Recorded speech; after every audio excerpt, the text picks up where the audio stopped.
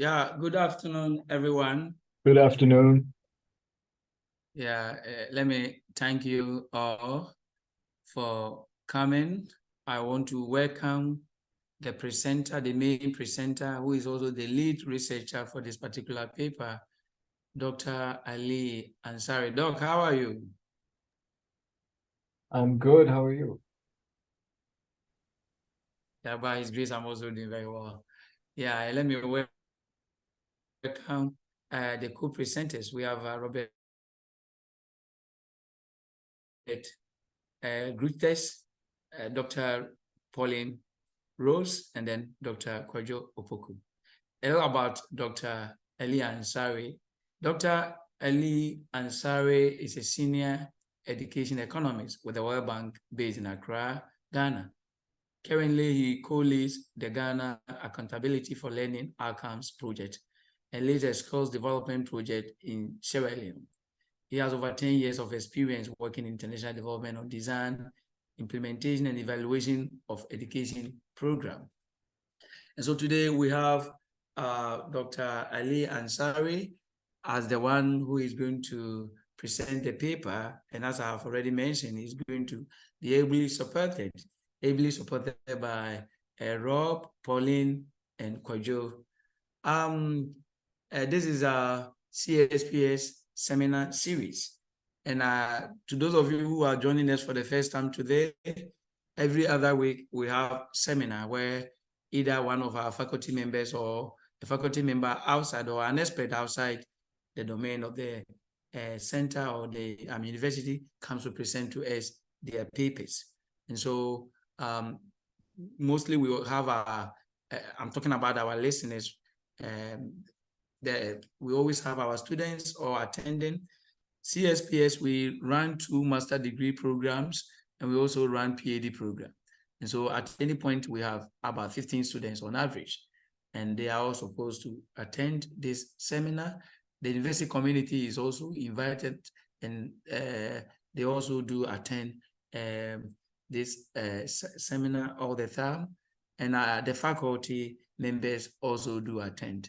And so today, thank God, we have one of our own, the faculty member, Dr. Kwajo Opoku, who is working with Dr. Ali Ansari. And their topic, they are looking at one of the key issues that everybody talks about, access to education. Access to education. I think as individuals, we all have to struggle one way or the other to be where we are because of our access to education. In Ghana, by our constitution, education had to be free to everybody, but we were able to only to implement it at the basic level in September 2005.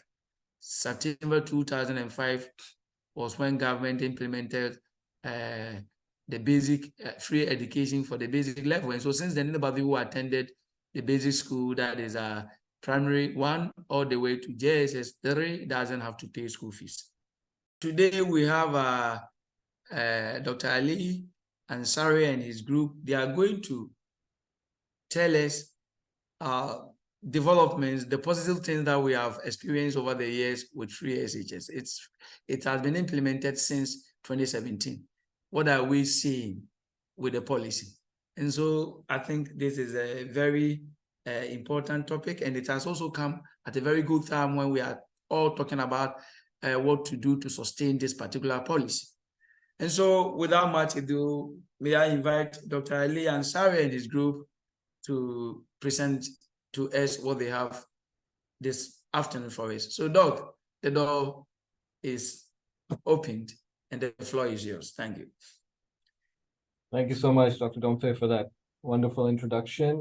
Just a quick clarification. So Pauline and Rob will not be joining us for this presentation, but once the paper is progressed, we'll of course come back and have a more fleshed out discussion. So just to, I think, say up front, this is very preliminary, right? So we are not, this is kind of the initial analysis, and the idea is to throw some of it out here and to get some feedback, reactions from people who are more well situated in the policy context, right? So just wanted to make that disclaimer before we go ahead. And the second thing I'd like to say is that for those who've connected, please, I would like this to be interactive. So during the presentation as well, I would like to pose some questions and ask you to weigh in on with your thoughts to make this a little bit more collaborative. So please don't be shy and just you know, let's make this enjoyable for all of us. So and of course, Dr. Opoku is online, so he'll be coming in as well. So today's talk, we will briefly touch on the motivation, and I think Dr. Domfe has really given a good context to why this is an important topic, but I'd like to hear a little bit more from others. Talk about the research questions, the background in terms of the current literature, the data and methods, what we found with the analysis thus far, looking at some of the policy implications, and then discussing what comes next. So this is a question I want to actually pose to those connected, right? So, you know, why is this topic of free SHS so important to study from a policy perspective, from a fiscal perspective? Like, I just want to get a sense of, it's a very passionate subject as well in this country. A lot of people have very, very firm opinions about this. So I want to hear a little bit about why colleagues connected feel that this is an important topic to be studying at this point in time. So please, I'd ask you to raise your hand or just open your mic and briefly introduce yourself and offer a quick intervention, please. Yeah, please. So the floor is opened. If you have any quick intervention to do, you can do that. You can also, indicate it in the chat box. Yeah, so yeah, we have Professor Aite from School of Public Health with us. Please, you can send us a chat on the question he raised. Why is Wonderful. it important to study free SHS at this time? We've got two hands up. Yeah, two hands. Okay, then let me open the floor for them. Okay, so maybe, and please, I apologize if I don't get your title. I don't know you. So if it's a doctor or professor, or please introduce yourself. So can we have Monica first, and then Yao, please. Yeah, thank you very much. My name is Monica from the Department of Economics. I think it's important for us to study free SHS because, as you said earlier, there are very entrenched positions about this policy. So I think it's important for us to see what the data says, what the empirical evidence says about whether we are doing well, whether we should continue in its current form, or if we should consider something else. Thank you. Wonderful. Thank you so much. And Yao, please, from you. Yep. Yes, my name is Professor Yao Oheneba Sachi. I believe anything that has anything to do with education, especially for the young people, is at the heart of what Ghana is going to be like for the rest of the 21st century and into the next century. Because education is for development. And we're talking about free HI, we are talking about the next generation of thinkers, the next generation of doers. And in this age of artificial intelligence, we better target these young ones and give them the best education they can get, regardless of political colors or socioeconomic status, so that they can be part of the growing world that looks at skills and competencies beyond just certification. Thank you so much, Prof. And we have one more, so let's take one more. Richmond, please. Yeah, thank you for the opportunity. Free SHS, or any form in which any public policy is undertaking, is done on behalf and for the people, the population, and there needs to be accountability. So I look at it from an accountability point of view, that we need, for every policy, and this is not limited to the free SHS, there has to be some accountability. And the only way we can do that is to study the policy. First of all, we need to have evidence that show that the policy we are implementing would work. Even if that occurs and we find the evidence, we need to still evaluate it over time and see whether it's doing what we intended it to do. So that's the perspective that I'll come to it from. Thanks. Wonderful. Thank you so much. And, I think all of you have said it much better than I can. From my perspective, when I was looking at this topic, the first thing that came to mind was, we often look at budgets. The World Bank is always working with government on expenditure reviews, trying to see where we can improve efficiency and look at effectiveness of spending. So we know that the SHS policy, as all of you have highlighted, is a flagship program of the government, and it links to Richard's point about accountability and evidence around reforms. And of course, around Prof's point about, how will this policy itself take Ghana to where it needs to be in terms of the next generation of thinkers? So that's definitely one. And I think this ties in nicely to the second point, which is, we talk about social mobility, we talk about empowering people, giving them the right skill set they need to lift themselves out of poverty. But also, and I think this is an understudied aspect of free SHS, which is social cohesion. So Ghana is very unique. When we talk about secondary education, a large proportion of your students are in boarding, right? Not only are students, coming from different backgrounds and sitting in the classroom together, but they're actually living together for extended, number of years. So there's a social cohesion objective as well, which is always important to study. And then, as always, as researchers, we always think about the contribution to the literature, right? And we know there's a wide body of evidence on free schooling, whether it's abolishing school fees at the primary or secondary level. So understanding what's happening in Ghana would contribute to that as well.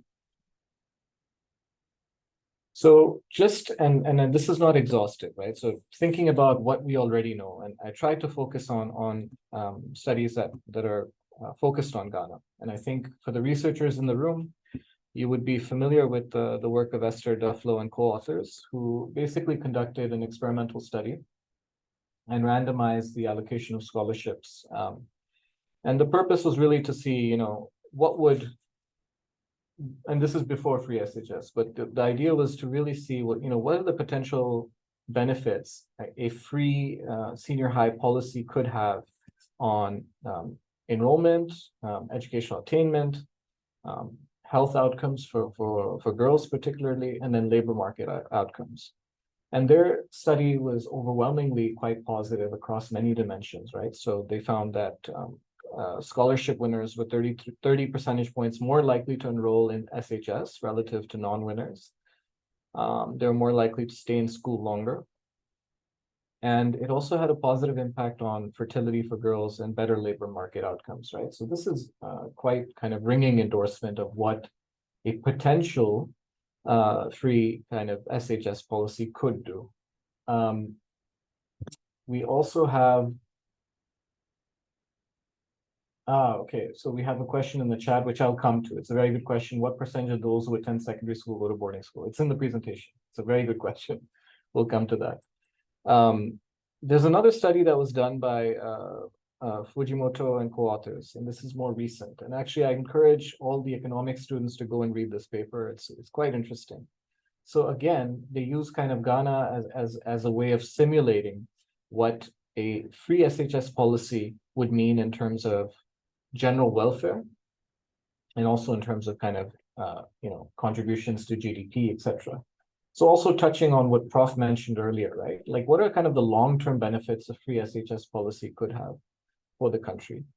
Now, their findings are that, and again, this is a simulation, right? So this is not looking at kind of what's transpired since 2017. This is using data. I believe they also use some of the data that Duflo and co-authors use to simulate what would happen.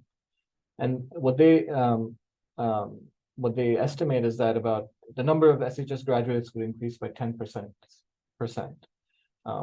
as a result of a policy that would make SHS free. But they also find, and this is where it gets interesting, is that an SHS policy would be largely redistributive, right? With the idea that poorest households would actually benefit the most. But also the poorest households are not the ones who would bear the burden of having to pay for this policy, right? Because obviously free SHS, somebody has to pay for it. It's the taxpayers who pay for it. And who are those that are the most, who bear the burden of having to pay tax? So in their assessment, it would be largely redistributive, right?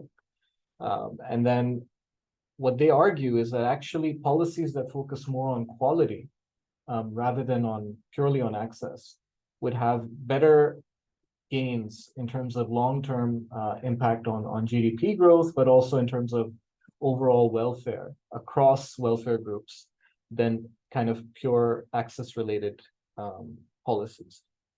So this is an important study, and again, I would ask colleagues to look this one up. And the last one is a case study done by Abdul Rahim and co-authors, and this is more looking at one particular SHS and looking at kind of how some outcomes have changed over time since the introduction of free SHS, and they find kind of a positive impact on enrollment. And so I'm just picking out one specific finding from this case study. So the question then arises is that what is the knowledge gap for us in this study? Well, as I mentioned, these studies primarily look at simulations, right? And we need to observe what's actually transpired. And now in Ghana, because of more recent household survey data, we can do that. And then I also add that, we don't want to just look at what's happened in terms of aggregate numbers, but we want to know who's benefited, right? Is it the poorest welfare groups that have benefited the most, or is it some other group? How do we know, how have outcomes changed for men and women?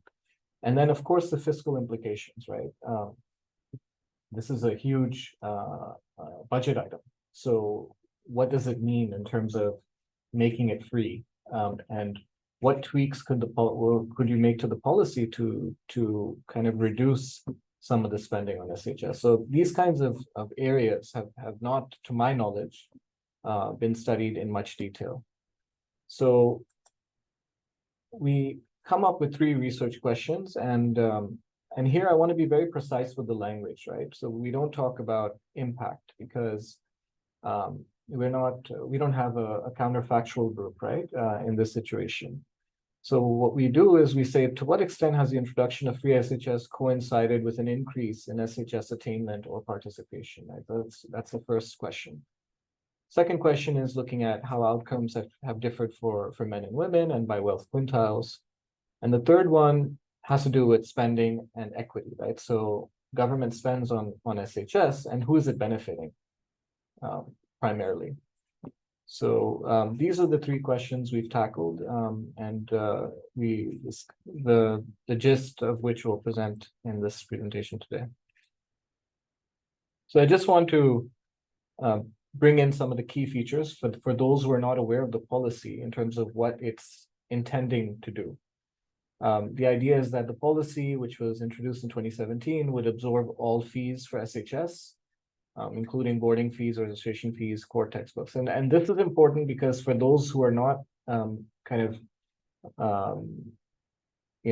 familiar with context in other countries, this boarding aspect is a significant one, right?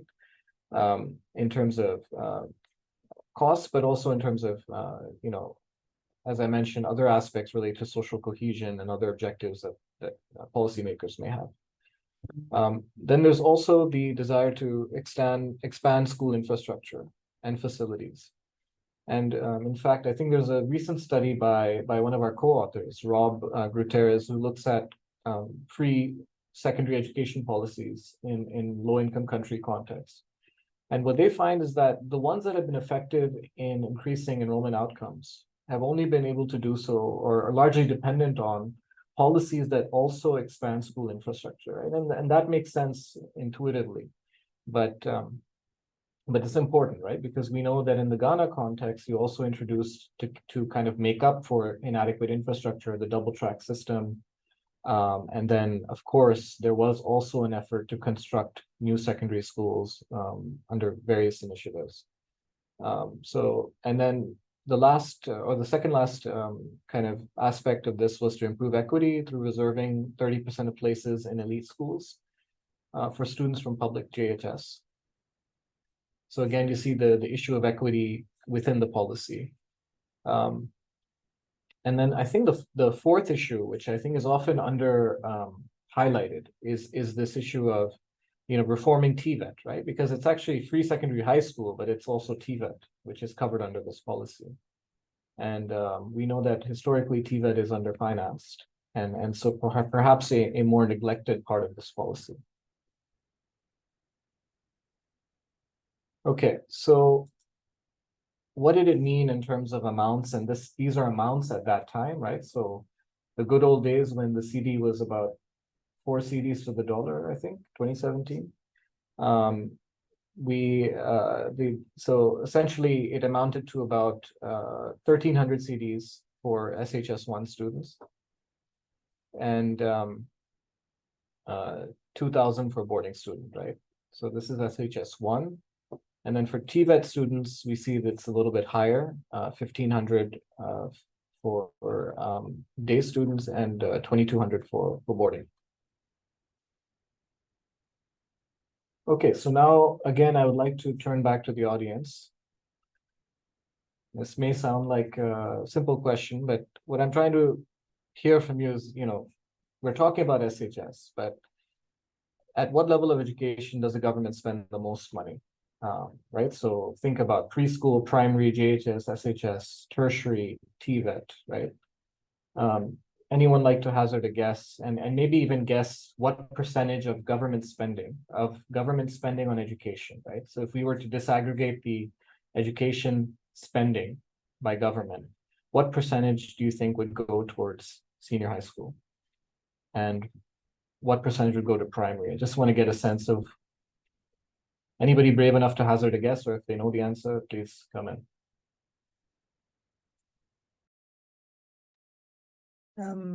This is Monica again, perhaps like 20% for SHS and slightly higher for primary or basic education. Okay, very good, Monica. Noted. Anybody else want to guess?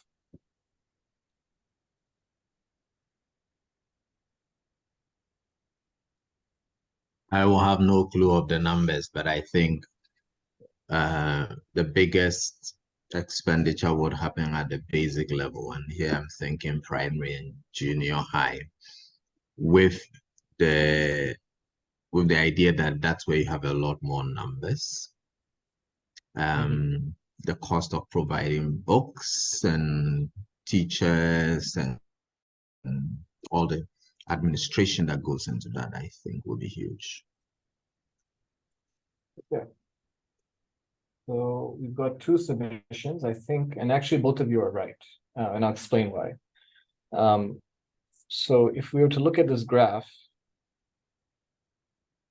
so this is 2020, and so you know, situation may have evolved a little bit since then, but you're right, Richmond, in that if you're including the basic level, right? So you're talking about primary GHS, right? That all adds up. But if we're looking at kind of subsectors through this kind of disaggregation, right? Preschool, primary, GHS, SHS.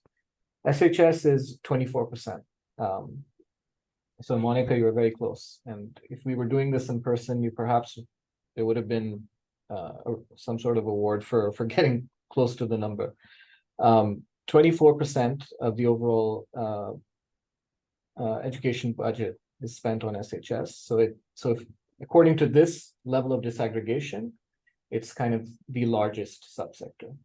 And then you see tertiary education, which I don't think anybody mentioned. But tertiary education is sizable, right? 20%. I guess the other takeaway here is also to look at, you know, capital expenditures, right? Which we know is low overall. Social sectors, it's always a problem.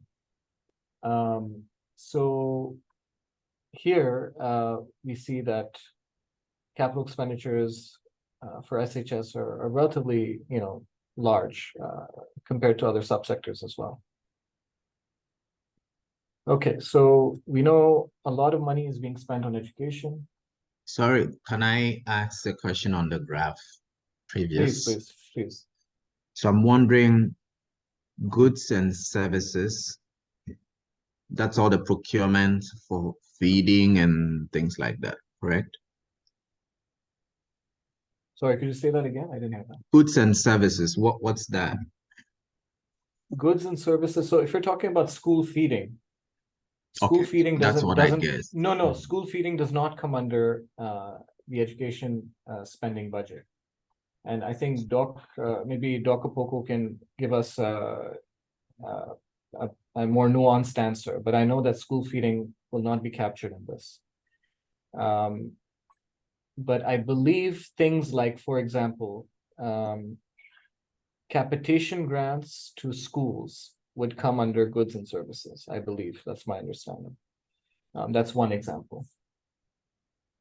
I don't know, Doc. Yeah, please come on. So, as you say, school, the goods and services we include. In sometimes you have to buy computers for many schools, and when you go to primary, there may be things involved like their textbooks and other things.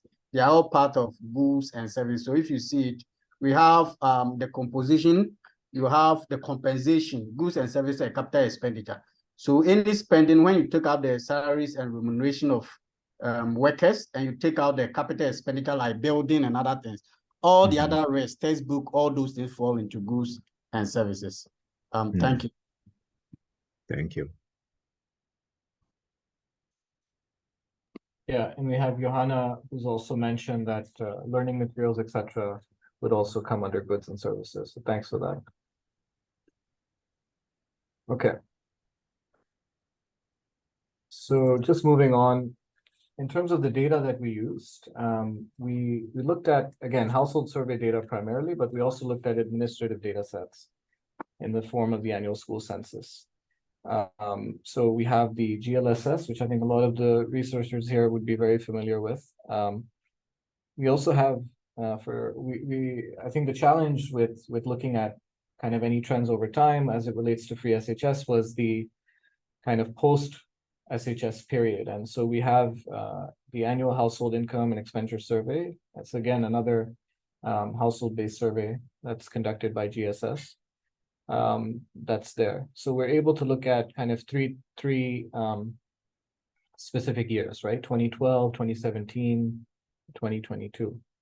And then we have EMIS data, which covers the pre-SHS period up till 2020. We will, of course, update this once latest available, once the data is made available.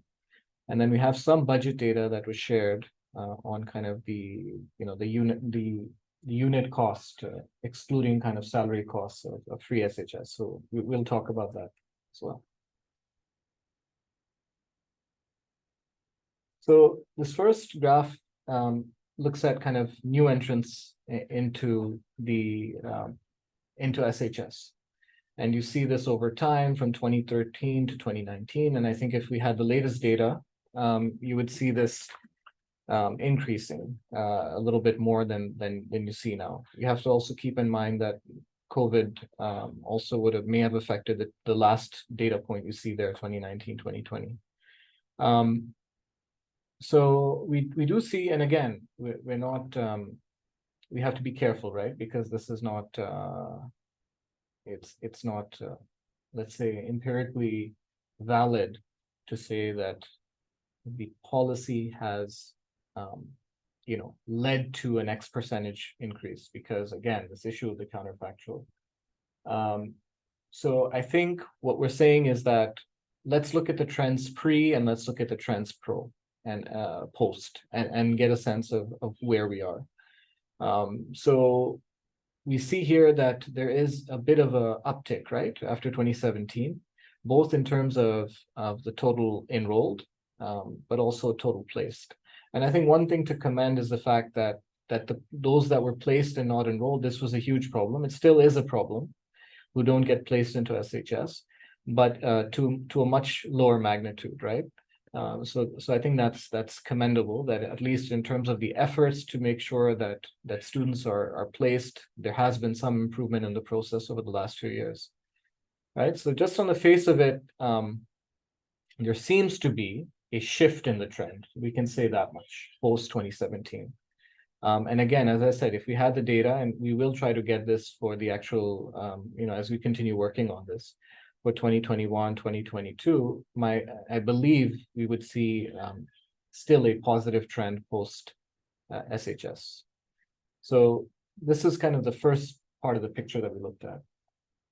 The second part, and I think it was perhaps Richmond who raised this question.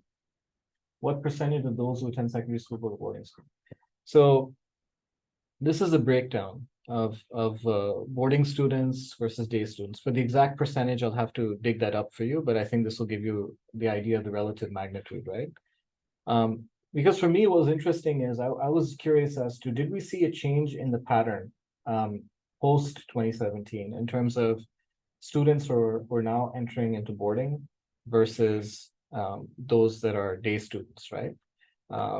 Because, one of the things we're thinking about is that particularly for poor households, now that, not just free SHS becomes an option, but not having to worry about feeding, your children, etc., that added bonus, we may see kind of more of a kind of uptick in boarding students than we would see in day students. And that's kind of the picture we see here, right? We see that pre-SHS, very roughly, you could say it's kind of almost like a, almost a parallel trend to a certain degree, and then it starts to widen. And then the gap widens even more post 2017, right? So this is interesting, and we'll come back to this boarding versus non-boarding issue, but this is kind of an interesting insight into what's happening in terms of boarding and non-boarding students. So the next thing we looked at was what happened in terms of SHS attainment, right? So in this case, we're defining this as the share of the population ages 16 to 19 that are attending or have attended SHS or higher, right? Because if we expect that one of the goals of the policy was to get more people into SHS, then this would be one measure which would help us assess to what extent that's happening. Again, we have the 3 time periods, right? So if we just look at the overall trend, 2012 to 2022, the biggest winner across the consumption groups, right? So Q1 is the poorest consumption group, Q5 is the richest, right? You see the biggest winner just from 2012 to 2022 is quintile 5, right? And this is true both for male and female. But let's break this down into kind of looking at the post-SHS period, right? So if you just look at the gray bar and the orange bar and look at the jumps that occur, right? So who are the biggest winners in the graph? Well, it's clear that quintiles 1 and 2, for I believe for males, it's a 16 percentage point increase, right? And you kind of compare that to the period before SHS, right? And it was a 9 percentage point increase from 2012 to 2017, right? So we see a sizable jump for quintile 1. We see another sizable jump for quintile 2 as well, right? And this is apparent for both male and females, right? So this is now kind of giving a little bit of nuance, right? In terms of the question is, where do we see kind of the greatest gains post SHS? And on the face of it, it seems that quintiles 1 and quintiles 2 have experienced the greatest gains. Now, another way to look at this, because the question could be, although we know that the majority of students go to public SHS, right? But the question could be that, let's refine this a little bit more to focus on public SHS, right? Because the slide before focuses on attainment, those that are currently enrolled in SHS or higher, but it doesn't differentiate between those in public or private, right? But now, because we're talking about the public education policy, let's look at participation. So quite simply, that's the share of the population ages 16 to 19 that's currently enrolled in public and private SHS, right? So you can see the breakdown. And I think, again, we're doing this by consumption quintiles. You can see Q1 to Q5. And I think if we look at private SHS, the first thing that's very clear is that we see kind of, if you look at it over time across the different welfare groups, it's either kind of stagnating or decreasing, right? So it's very low to begin with. So 1% of students ages 16 to 19 enrolled in private SHS in 2012. In 2022, it's about the same. And this is for quintile 1, right? But in quintile 5, we see that, okay, it's a little bit more. It's, let's say it's 6% in 2012, but then it drops to about 3% by 2022. So that's on the private side. But what's happening on the public side? So for public SHS, there's been an increase in participation rates for all consumption quintiles, except for quintiles 4 and 5, right? So these are the richest ones. So you can see that for the cases of quintiles 1, 2, and 3, right, the more disadvantaged groups, we've seen uptake in participation in public SHS.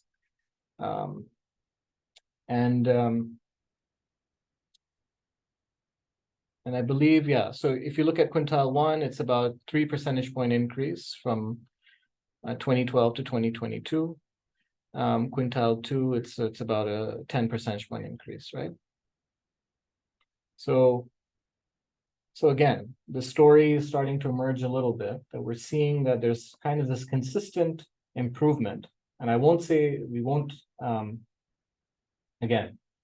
say it's directly attributed to SHS because we have to be careful in our language, but there is a trend post SHS and pre SHS that we're seeing.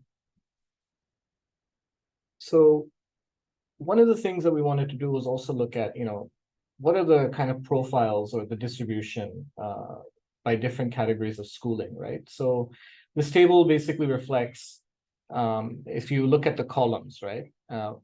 Column 1 is all students who are attending public SHS, right?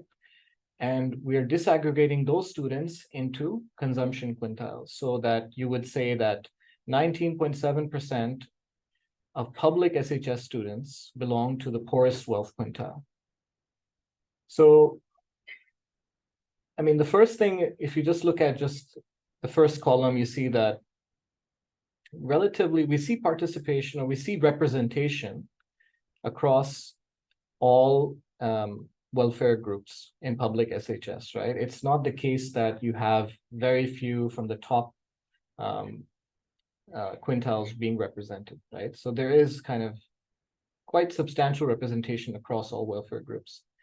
But one thing to keep in mind when we look at these types of numbers is to look at the population distribution, right, by quintile. So if you look at column 6, right, you have to look at each column against column 6 because column 6 tells you the SHS age population by welfare quintile, right? So the way I would read this is that in quintile 1, 19.7% of public school students in SHS are belonging to quintile 1.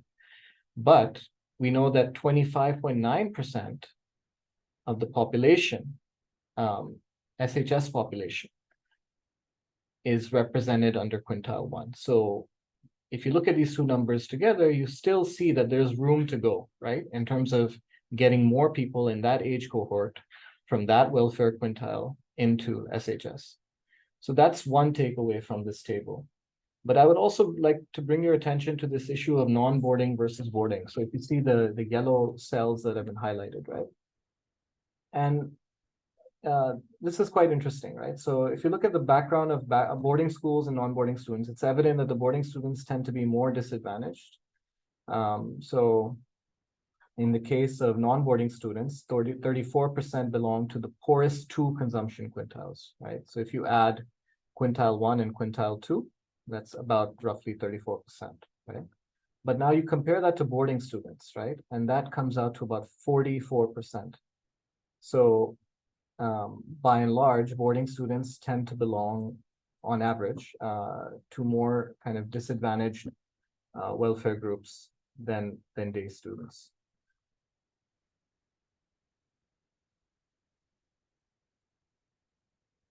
Okay, so just now taking that same information, right? So that same definition applies. Again, you'll see that 19.7% number is there. I just wanted to see what's happened over time, right? What's happened relative to 2012, and where have we seen kind of greater representation amongst groups, right? So the way to read this graph is that for Q1 in 2012, 15.6% of public SHS students belong to quintile 1. But in 2022, 19.7% of public SHS students are from quintile 1, right? The poorest wealth quintile. And then the square that you see, the yellow square, that represents the change during that time period, right? So that's about 4 percentage points. For the next quintile, it's about a increase of 4.5 percentage points. So we see an increase across these three, right? So that means greater representation in the SHS population from poorer welfare groups, right? So that's a general trend from 2012 to 2022 that we're observing. But we're not seeing the same trend when it comes to quintiles 4 and 5, right? You're seeing less representation, right? But that makes sense, right? Somebody has to win, somebody has to lose in terms of, if we're seeing an increase in representation from one group, it'll have to be at the expense of another group, right? That's what we're seeing here. For the two richest, there's been a decrease in representation. We can call it that.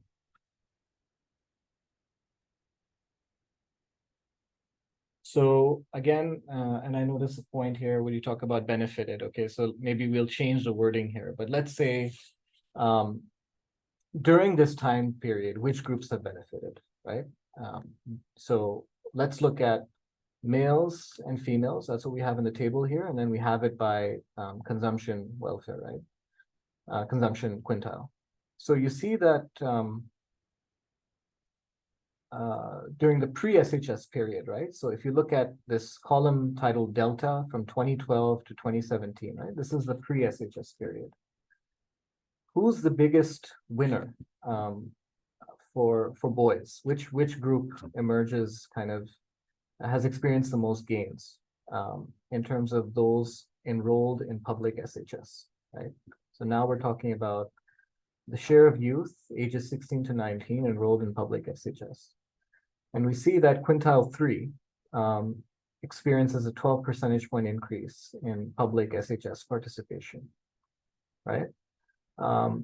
But post SHS, so that's the period 2017-2022, it's quintile 1, which experiences the most, which is a 5 percentage point increase. And then now we look at the same thing for girls, for females, and we see that the poorest quintiles have actually benefited the most, both pre and post, right? So you see that 8 percentage point increase for quintile 2 is kind of the largest. And then we see it's 9 percentage points post SHS for the same second poorest wealth quintile. And you also see a 3 percentage point increase for the poorest wealth quintile post SHS, right? So now the narrative is building a little bit again, like we're seeing that, okay, we've seen that there's been an improvement in participation in SHS, public SHS, for the poorest two welfare groups. For boys, for girls more so than boys, let's say, for the poorest two. So now, and we're getting to the end of the analysis, so I just wanted to really get to the last question, right? Which is the big question. Is government spending on SHS pro-poor? And so we have this Lorenz curve, and I think for those who are not familiar with this, I'll try to explain it in as simple terms as I can. So essentially what we have on the y-axis, on the vertical axis, is the distribution of public spending on education, right? So it ranges from 0% all the way to 100%, right? And on the x, or on the horizontal axis, we have the wealth distribution, right? Again, ranging from 0 to 100. Now, The gray line represents what we call the line of equality. So you would imagine a situation where each, like for example, a point on that line, on the gray line, 20% of public spending on education goes to the bottom 20% in terms of income group, right? And 40% of public spending on education goes to the bottom 40% of the income group. So that's a situation where you have kind of equality across the board, right? So the way to interpret this is lines or points that are above this gray line, right? Or if you want to say left of this gray line, these are what we would consider kind of pro-poor spending, right? Because the poorer welfare groups are receiving a greater share of public spending on education. The points on the right of the gray line represent kind of pro-rich spending, right? So the points represent a greater share of public spending going towards the more advantaged or the wealthier income groups of the population. So you see that if we break this down by primary, JHS, JHS and SHS and tertiary, unsurprisingly, primary and JSS are more pro-poor. And I think it relates to a point that somebody made earlier, right? The bulk of the population, we know that more people are coming into the system at the primary level, at the JSS level. They're more likely to be disadvantaged in the sense that the opportunity cost of going to school increases as you get older. So relative to other levels of schooling, you're more likely to find more disadvantaged students composing the student population at lower levels of education than at higher levels of education, right? So you see that those kind of demonstrate a pro-poor trend. Now let's skip to tertiary, right? So this is higher education. It's, as is often the case, it's extremely biased towards more wealthy individuals, right? And that's, you know, if we just think about why that is because a lot of people who come from disadvantaged backgrounds don't actually end up making it all the way to higher education, right? So therefore, the more you spend at that level, the less it would be.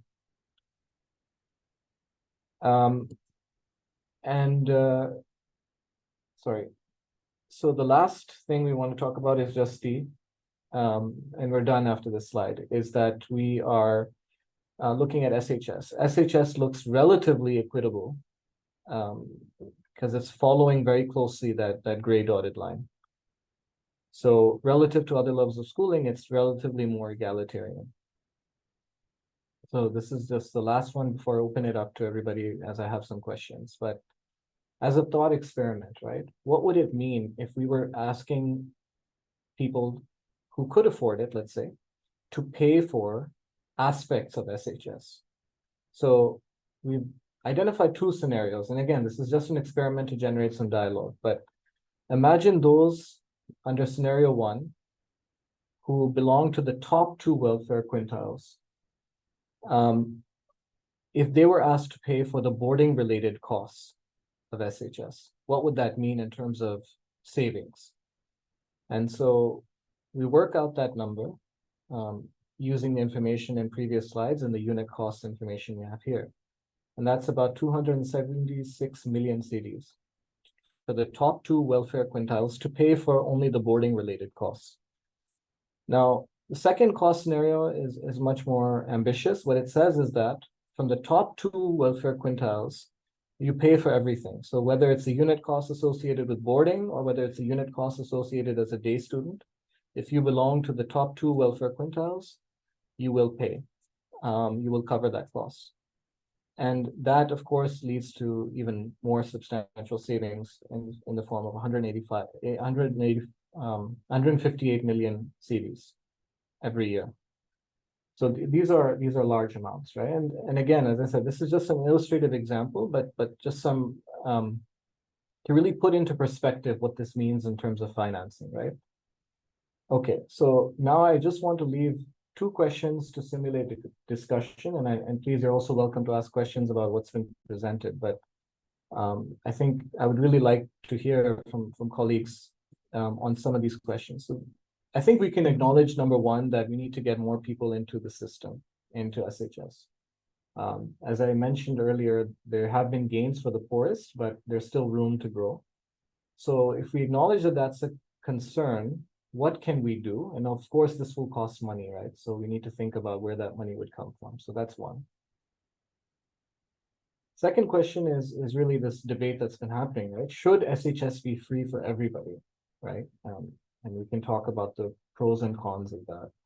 But it would be interesting to hear. And if we say that it shouldn't be free for everybody, what aspects should not be free, and who should be asked to pay, right? And just in line with that question, I want to leave you with this graph that came from the Afro Barometer survey, right?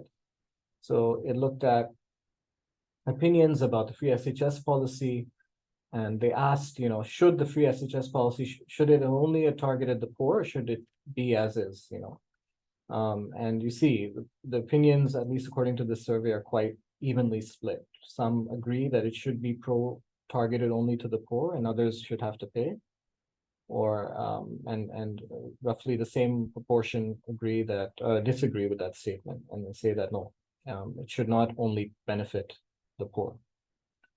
So I'll stop here, and thank you for your patience. It would be great to hear thoughts about some of these questions. Yeah, please go ahead. Yeah, thank you very much, Dr. Ansari. That was very beautiful. We've all enjoyed the presentation. And thanks so much for also having patience to listen to him. He went a little bit more than the usual 40 minutes. Yeah, but it was very interesting listening to him. I gathered few points, and so before we come to answer the questions that he had posed to all of us, I gathered few points that I would like to share. And so he said that he didn't use any sophisticated model to extricate counterfactuals, and so he's not able to say this is what is happening is exactly because of the policy. But yet he demonstrated using graph that hitherto, that is years before the free SHS policy, about 100 students were placed, but they could not be enrolled. And if you look at that 100,000, we saw that years after 2017, it has been declining, which appears to suggest that almost about 100,000 who otherwise wouldn't have gone to school are currently going to school. So to me, that is positive. Then he also used a Lorentz curve to demonstrate that the policy is a pro-poor, and that also comes out clearly. Yeah, but my only worry was that in spite of all these gains, even though we cannot attribute all of them directly to free SHS, other counterfactuals might have contributed, but significantly, we should look at free SHS. One unfortunate thing is the fact that currently, as we speak, we still have 31.98% of the children between 16 and 19 who are supposed to be in secondary school out of school. I'm picking only the poor quintile. I mean, the poorest, quintile, Q1. And that to me is a bit worrying. And it is in spite of all this that people are still saying that we should review the policy. And to me, the questions that he has posed, if we give answers to the questions, then we will help to answer whether or not we need to review the policy. Without much ado, let me open the floor and ask for your answers so that we can all contribute to help him make the work better. Thank you very much, everybody. So please, you are allowed, apart from raising your hand to ask to answer the question, you're also allowed to send a message in the chat box. We are also looking at it. So Doc, you can look at the chat box if somebody had also written a question. If somebody, do we have any hands up now?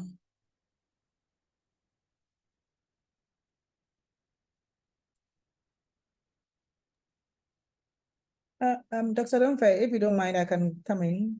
Oh, okay, so, okay, Doug, yeah, Monica, yeah, good. And I can see that, yeah, And Dr. Ansari, I was referring to the slide showing the trends, the before and after. You know, you had this particular slide. I forget the slide number, where you showed enrollment rate, I believe. Yeah, this one. So we see that the things drop off, or things starts to go down after 2019. Is this the COVID? Is it picking up COVID enrollment, or is there something else going on? Thank you. Yeah, can we pick 2-3 questions and then he comes to answer them, because we don't have my time. I think we've overstayed our time. I have one quick question. Yeah. Okay, I Prof. had put it in the chat, but so again on this graph, I would have expected that, given what SHS was supposed to do, increase ability to have a lot more enrolled in school. I am looking for the explanation why there hasn't been actually a bigger uptick than what is shown here. Is there any explanation? Because I would have expected a bigger uptick than what is shown. Is it that the numbers have the numbers who needed to benefit from this were not that much? Because the order of change is probably around, from what I'm seeing, just about 50,000. Just looking at inspecting it with my eyes. If you look at the green, the red, and the blue. Yeah. Yeah, thank you very much, Prof. Dr. Fred. Yeah, I put my Janko question.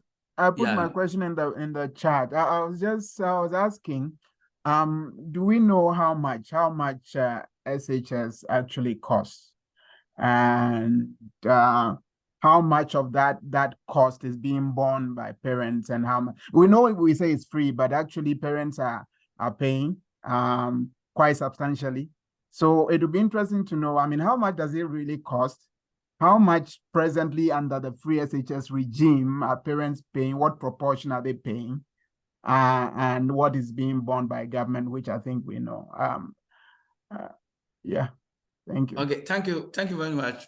Thanks very much, Doc. Yeah, so Dr. Ansari, you can come in and answer the questions, and then we'll take the last round of questions. So now try and address these questions, and we'll take the last round of questions. Yeah. Very good questions. On the drop in enrollment, I think, again, I would be speculating here, but I do believe that this may be attributed to COVID. But what I do, again, I would like to do this graph for at least, if possible. I know there's one more year that could be made available, but I think at least for the next 2 years. And what you would see is a more positive trend. Now, would it meet your expectations in terms of what we might expect? I don't know. We'll have to see. But I do know that there has been a kind of an uptick from the numbers that we have in 2019. So to what extent that, after accounting for population growth, et cetera, is that kind of above and beyond what we should see? That remains to be seen, but that's a good question. I think so those are the two questions on the uptake and the COVID. On Fred's question, so I believe I'm trying to find the numbers, but I think I know it's 1 point something billion cedis that they claim is spent on SHS. I know the Honorable Minister was asked to appear in Parliament and give a detailed breakdown in terms of what's been spent over the last 5 years, and he presented that, and there was some large number, and there were some questions about, well, what exactly does that include? What doesn't it include?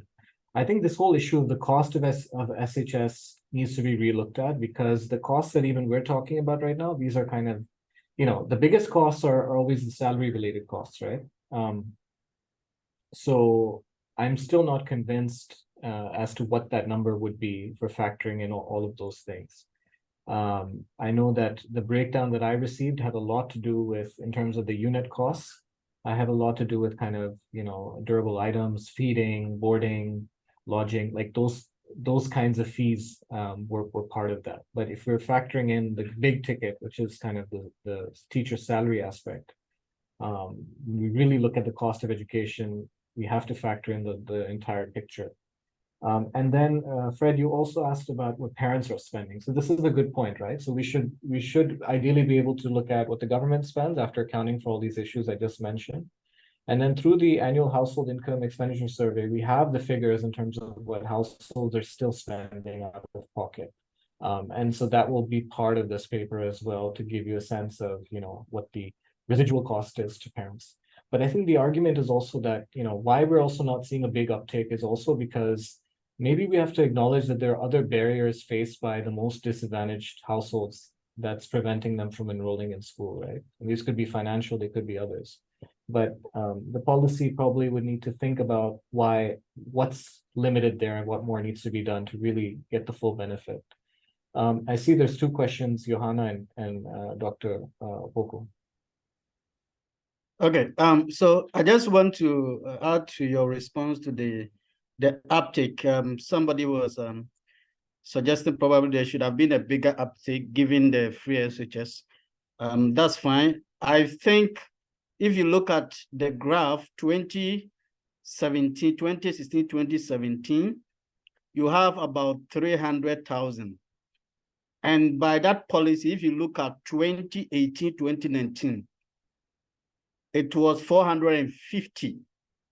And I think it is, if you look at the enrolled, that is the green, from before the policy, that was 2016, 2017, 300,000.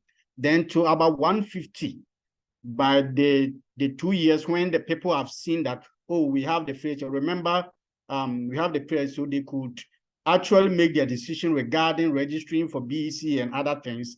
So it's increased by 150,000. And I don't think this is a small uptick. 150,000 children going to school in a given year, additional student. I think it'll have a real impact on them. And as our study suggested, you see most of this increase, you find it for the quintile 1, quintile 2, quintile 3. And so that's very, I think, in terms of that, people are taking, of course. There are still people who are enrolled, but they don't take. So it means that answering the policy questions is very important. People still need help in order for them to enroll. Thank you. Okay, thank you, Dr. Kojopoku. Can we ask for the last round of questions? Please make it very brief so we can take as many as possible for the presenter to address them for us. Thank you. It can be a comment. It doesn't have to be a question. It can be a comment, anything that can help improve upon their work. Thank you very much.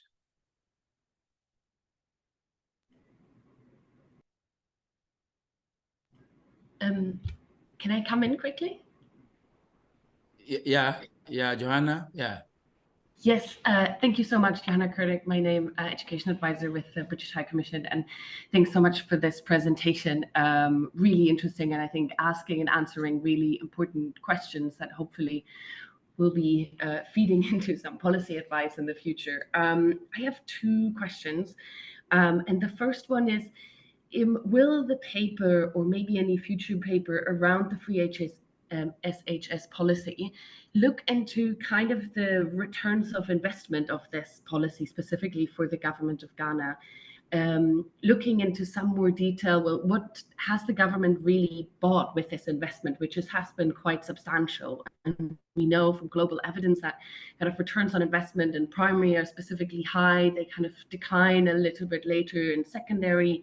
So will this paper or other papers, or is anyone, and are you thinking about kind of has that changed earning trajectories for those students, university enrollments, and those kind of things that really link to learning skills and then also earning levels and how they have been affected? And I know that might not be in the scope of the paper at the moment, but really keen to understand how you're thinking about it, because I guess as a government or policymakers, I'd be really interested to understand how that would be reflected with this kind of large investment in free secondary education.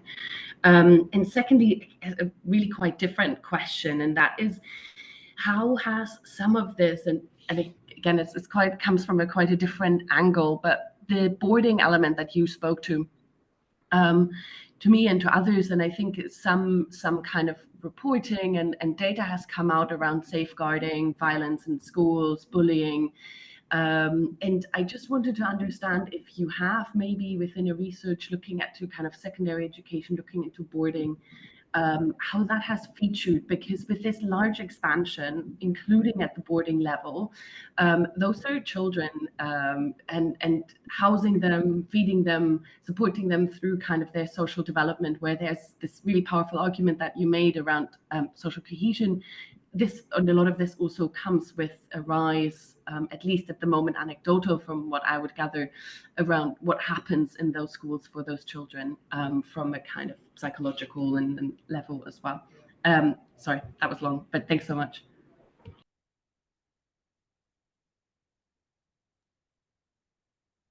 We have Jamila as well. Yes, Please. thank you so much. Please, I don't know much, I stand to be corrected, but with the free senior high school, do they have a policy objective, like in terms of percentage, in measuring its success? Do they have a policy objective, like maybe the free senior high school is targeting maybe 98% of basic school leavers enrolling into the senior high? If that is achieved, that means the free senior high school is what? Is meeting the the goal of the objective goal of the policy. If that is there, then I think much attention should be placed on why some people are placed, but they are not able to enroll. Because I think increase in numbers might not necessarily mean that the policy objective is being met. If the policy objective is maybe getting a 95% as a target for the policy objective, if there's even an increase in enrollment and there are some students are placed, but they are not able to go to school, that means we may not be able to achieve that 98 or 95, I don't know what the policy objective is, of the free senior high school. So I think much attention should be placed on why some students are being placed, but they are not enrolled. Thank you. Thanks so much. So very quickly, Jamila, excellent point. I would, one of the areas that I would like to actually explore is exactly this. So look at, we have a whole database of who gets placed and who doesn't, right? The ministry has this database, not we. And it would be important to get that information from the Free SHS Secretariat and really do a deep dive to understand what's happening. What are the barriers? Why are children not being placed? Are these youth concentrated in certain areas? Can we think of certain interventions that need to be targeted there? So there's a whole set of analysis and research questions that needs to be done. And the first step would be getting researchers access to that information. And so that's absolutely critical. And to Johanna's point, very quickly, this is a good point about the returns on investment. And I think that's what some of the other papers have attempted to do.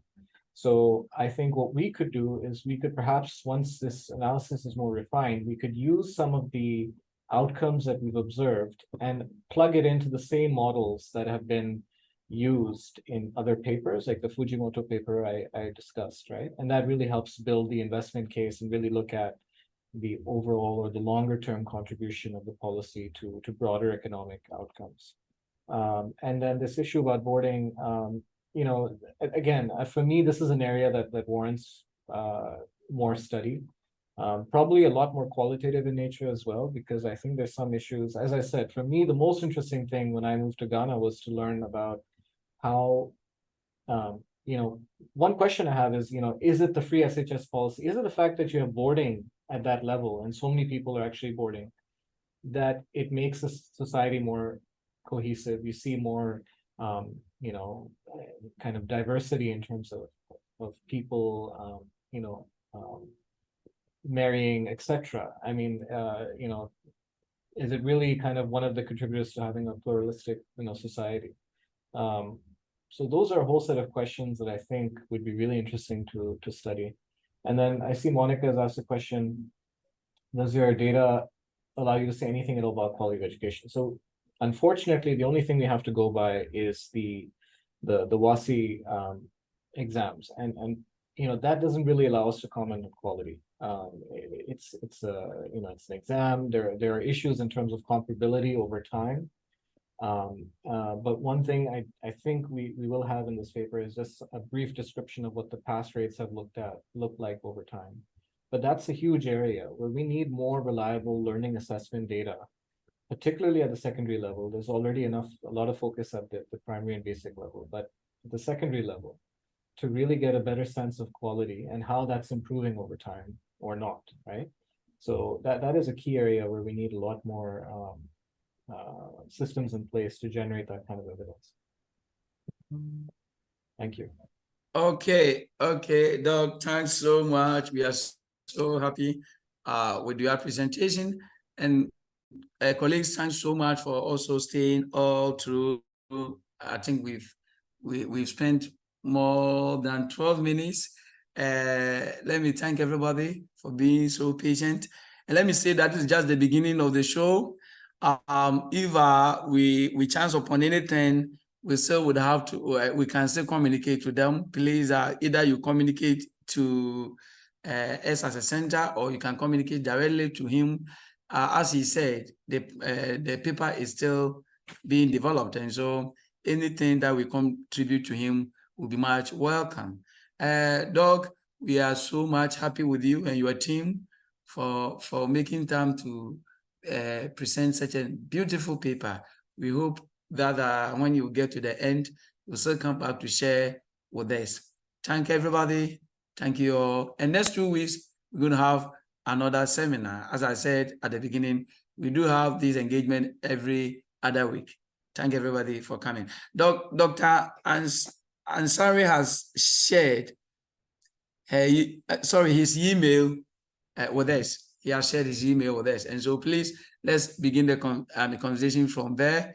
Let's take note of the email. And if there's anything very important, we because of time, we couldn't discuss it here, feel free to reach out to him and discuss with him, either in form of comment or a question that you think you didn't get clear answer. I think he's always available to do that. And we hope and pray that as they get to the end of the whole paper, they will come back to share with us. Thank everybody. We are also very grateful to Dr. Chibo Dakon, the seminar coordinator, who is coordinating things from South Africa. Thanks so much, Doc, for being part of it. Thank everybody for being part of it this afternoon. Bye-bye. Thank you. Bye-bye.